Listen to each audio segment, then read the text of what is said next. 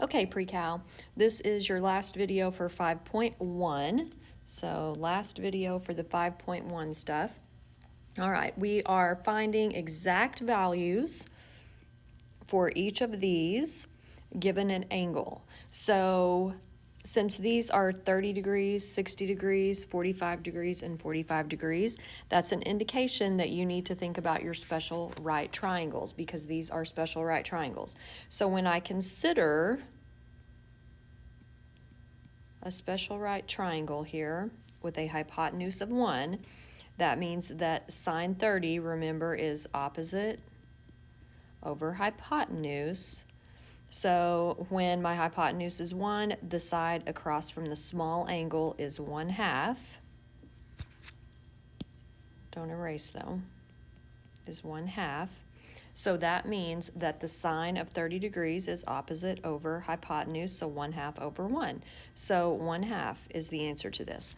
Cosine of 60, well, I can use the same triangle. Cosine of 60 is adjacent over hypotenuse, so that is also going to be equal to 1/2.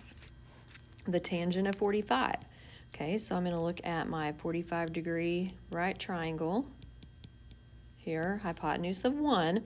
Tangent, remember, of 45 would be opposite over adjacent. It doesn't matter on this one which one is which, but opposite over adjacent would imply radical 2 over 2 over radical 2 over 2, and that's going to be 1.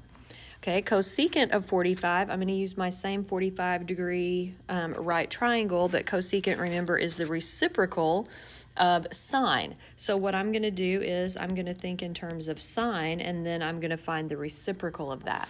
So the sine of 45 would be opposite over hypotenuse, so that would be radical 2 over 2, which is over 1.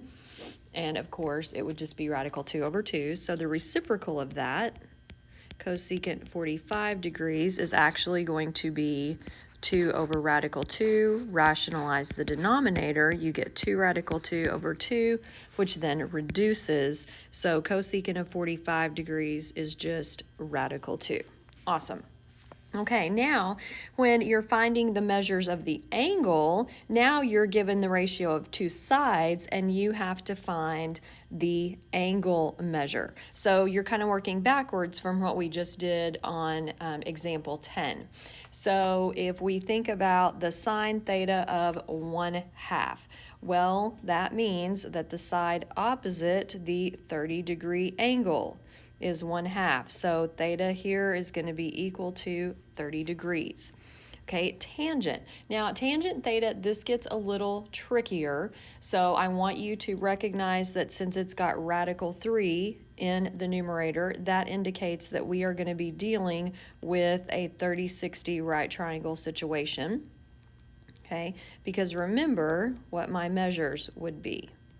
So if I'm ending up with radical 3 in the numerator and a 3 in the denominator, that means that I would have had to, at some point, probably rationalize my denominator, which indicates that it is going to be the tangent of 30 degrees. So here, theta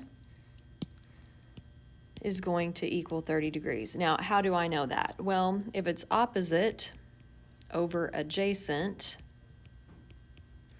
this means 1/2 divided by radical 3 over 2, which means 1/2 times the reciprocal, and I end up with 1 over radical 3, and then when I rationalize the denominator, see, I end up with radical 3 over 3.